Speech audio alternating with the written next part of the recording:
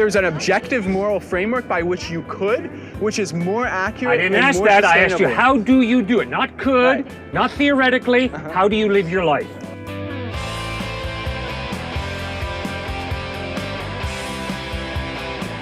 Rather than saying the reference point is God and whatever God says, you can say the reference point is well-being of conscious creatures. That's a great start, right? And so that's a scientifically measurable phenomenon. How do you scientifically measure the well-being of human beings? Right, so you can't do it in every way, but there's many ways we can do it right now. For instance, you can ask them if they're happy, if they're not happy, right? Would you rather be in slavery, or would you rather be beat by your master, or would you not? And that's science? Right. Are you happy? Yeah, it's called positive psychology. It's a great field. It's not hard science. There's affective happiness. There's eudaimonic happiness. Yes. It's a soft science. Psychology is a soft science, right. Not hard science. I'm not saying that you can measure it, right?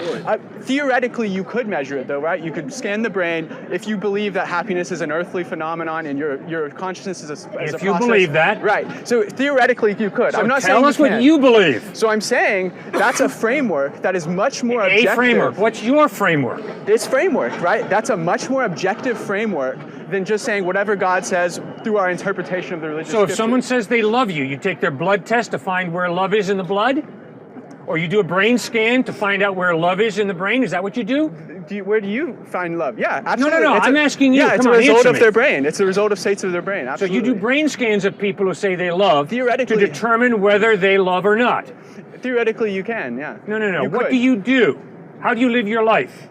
Right. How I live my life, I have differing levels of believing, of Bayesian probability. Of if you say you love me, I'd probably be around 20% sure that you mean that's true, because we're having a heated. If I said I love you, I hope you would believe me, but I wouldn't expect you to believe me 100%. It's not an either or. You can have differing levels of probability. Okay. So, sir, you don't go around taking brain scans. You know that. I know that, right? So why are you positing that the way you determine love is by brain scans? You don't do that. Would you agree? Do you? Would you agree that? Do you do that or not? No, of course not. Okay. Yeah. So don't stand out here lying to yourself and to me that the way you determine love is by doing brain scans. You don't do that. No, I said that it's a... So now, how do you determine love? Let's be honest.